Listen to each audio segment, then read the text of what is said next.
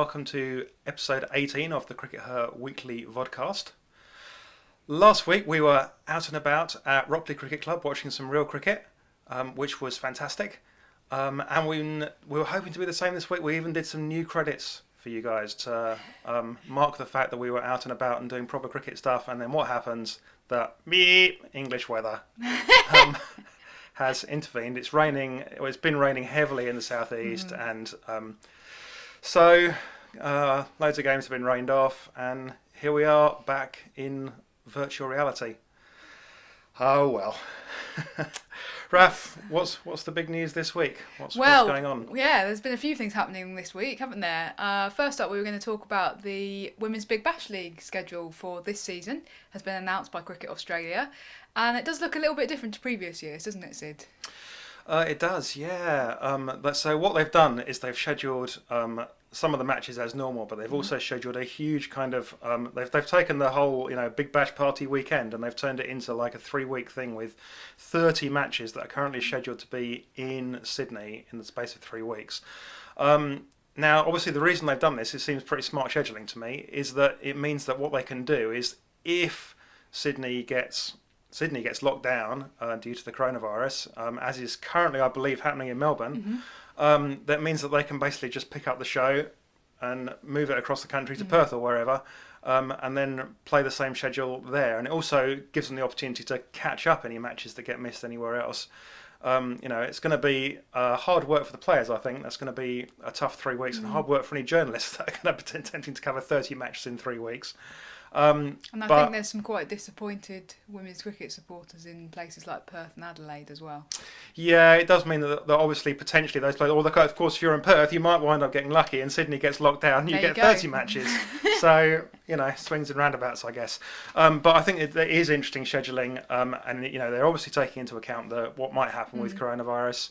And there's going to be lots of matches in a very short space of time. So. And do we think that WBBL might be affected in other ways by coronavirus? Because we'd previously speculated that it was going to be very much a kind of competition heavily dominated by domestic players, hadn't we? Yeah, well, they're definitely saying now that they're hopeful that they'll be able to get overseas international stars over to Australia for WBBL.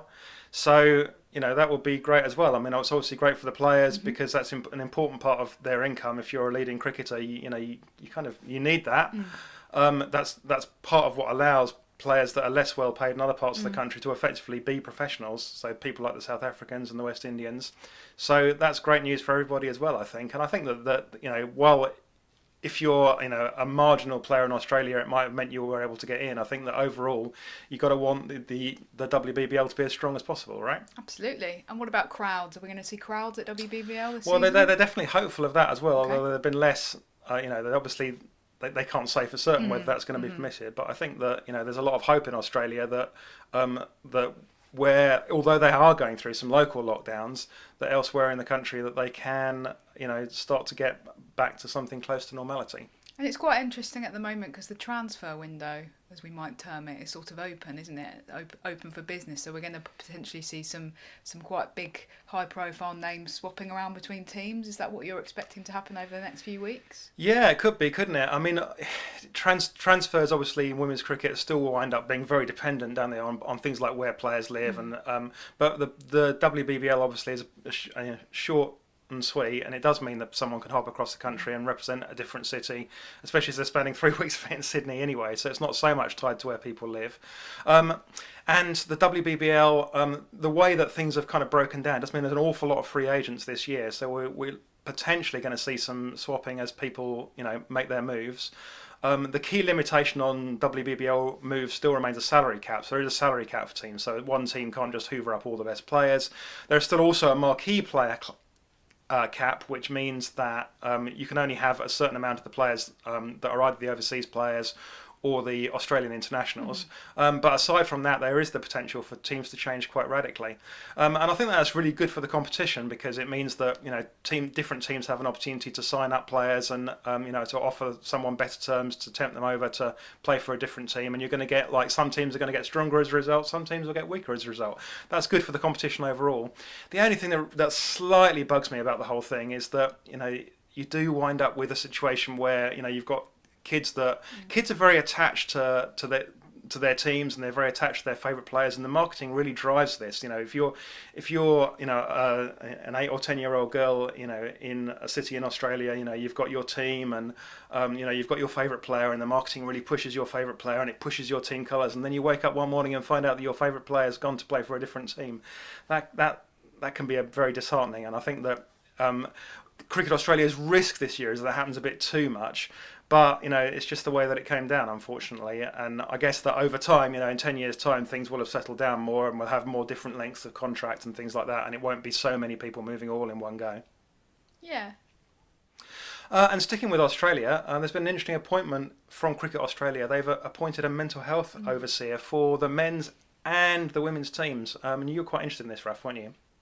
Well, yeah, I think I've written a little bit about this issue of mental health in women's cricket, having interviewed Sarah Taylor a few months back for the second edition of Women's Cricket Zone magazine. And I think it's something that cricket boards are becoming increasingly aware of. It's certainly particularly interesting that at a time when Cricket Australia are making quite stringent cuts, and that we've seen in recent weeks 40 redundancies in Cricket Australia's sort of central staff, that this is the first new appointment that they've made since coronavirus struck. So they obviously feel that mental health is really important, and that's something that they're really prepared to invest in. And I guess the fact that this person, whoever it may end up being, is going to have a remit to cover both the men's and the women's game is particularly interesting. And it is true that we've seen, most of the kind of high profile, with the exception of Sarah Taylor, players who have suffered, who have been public and speaking about the fact that they've suffered from mental health issues, have been Australian women. Now, whether that's because it's a cultural thing and it's actually a positive thing because they feel that they're more able to speak about it and that it's actually happening elsewhere, but it's just happening kind of behind closed doors and people aren't speaking about it, that may be the case. But it could also be, and I think it probably is also, about the fact that the system in Australia now, from bottom to top, is so professional, and there's so much pressure on girls and women throughout their kind of progress through the pathway. If you're a 9-10-year-old girl now in Australia and you're serious about wanting to represent your state, which is again going to be a professional career option, or potentially even representing Australia, then you've got to be thinking about that right from a very young age, just as kind of boys have to as well. So it's no use just as some of the current crop of players will have done, just growing up thinking, oh, I'm just kind of doing this for fun, and maybe I'm quite good, but I don't know what's going to happen in the future. You actually have to be quite seriously dedicated to that from a young age. Think about strategically, where am I going to play my club cricket? Where's best for me to be kind of seen by the talent scouts? All things like that maybe 10 years ago people weren't really thinking about. And so you've got that kind of almost immense pressure on you throughout your teen years as you then progress to the top levels of the sport. And so there really is that kind of immense psychological pressure on you all the way through. Now, it's great that the system in Australia is set up like that in some ways, and it's obviously a system that's the envy of the world. We'd love to have something like that in this country, but it does generate problems as well, doesn't it, in terms of that pressure, and in terms of you do then have to be very conscious of mental health. So I think it's great that Cricket Australia are thinking about it. Cool. Back in England, the main news this week has been that the London and East Centre of Excellence franchise, whatever you want to call it, regional hub, has a name and everything, Raf, isn't it? Yeah, I think that you've just, by your introduction there, you have emphasised the importance of them having an actual name, because saying the London and East Regional Centre of Excellence Hub is not particularly catchy, is it? So yes, they've announced not just a name, but a kind of brand identity. They're going to be brand identity. That sounds terribly 21st century. Well, Raf. That's what they've done. So they are the Sunrisers. They've got a logo. They had this kind of great photo of Naomi Ditani on Twitter with the kind of red and yellow and orange Sunrisers colours. Well, they're called the Sunrisers because they're going to have to get up at 4:30 in the morning to train every day. Is that what they're getting at? You mean so that they actually can have access to the nets at Lord's? Well, potentially. But anyway, I think it's really interesting, and unlike some of the other new regional hubs like Western Storm, for example, the London and East didn't have this pre-existing KSL identity to draw on for themselves. So they have actually had to start from scratch. So yes, they've sat down and they've come up with this new identity, and it's quite interesting because we had been slightly unsure about the level to which these new regional teams were going to be marketed, hadn't we? We'd been slightly sceptical and perhaps were slightly concerned that a lot of the focus with the marketing was going to all be on the 100 teams, and then obviously that the regional hubs would be more seen as kind of development centres. And certainly, there was a bit of a fear that perhaps this was just going to be an 8-team Super Fours, so just a kind of 8-team development competition where it didn't really matter what the team names were, it was just about getting in some cricket practice, basically. Now, I think that the fact that kind of London and East / Middlesex have put all this time and effort into developing this brand identity does actually reflect the fact that that they are serious about marketing this team as a sort of viable entity on its own, that they do want to create a fan base, and that's really positive, isn't it? That's what we want. So good news, I think. And there's been another bit of good news for the Sunrisers, as they are now going to be known this week, hasn't there, Sid? They've appointed Trevor Griffin as their coach. Were you surprised by that? Yeah, I was a little bit surprised, just for the same reasons that you just described, really. That I was kind of expecting the whole thing to be a bit lower profile, and I was expecting that, the centres of excellence, these franchises, the regional hubs wouldn't be able to attract the kind of, the top tier talent of the likes of Trevor Griffin, to be honest. Trevor Griffin has won the Super League twice with Western Storm. He's become perhaps the most respected coach in the women's game in this country. With apologies to everybody else, but he's gone out there and he's done the job, and he's worked with the Sydney Thunder in Australia. And they've attracted him back here to basically work full time with that franchise. So, the fact that they've obviously got the budget to do that, and they've got the kind of the glamour associated with it.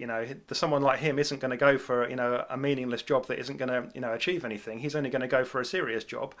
And it shows that this whole thing is serious. So yeah, really pleased about it, and I think it's a fantastic appointment for them, and it shows that they're serious about trying to go and win this competition, because at the end of the day, that's what coaches like that are about. They're about trying to win stuff.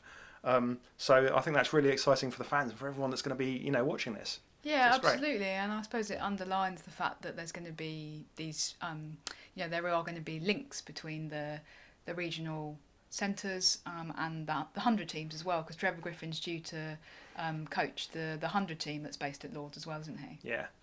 So, yeah, some great news there. You've missed out your amazing joke about the two Trevs show. Oh, yeah, the Trev and Trev show. Are you going to explain, or are we just going to leave people hanging? We'll leave them hanging. Google it. Okay. Google the two Trevs? Yeah, that probably won't come up, will it? Probably not. Oh, well, never mind. You'll just have to ask us if you ever see us. To be fair, I think most of the people that listen to this probably understand. Probably. Well, that's all we've got time for this week. If you're around in front of a computer on Wednesday, is it? We've got Wednesday at 6 p.m. the London Cup. That's going to be live streamed. Mm-hmm. So, get in front of a computer for that. And let's try and make that a success for the teams involved. And support everyone virtually that's down at the Oval. Next week, we're hoping to weather be going permitting, to see some cricket, aren't we? We're hoping to pick some cricket next week, so looking forward to that.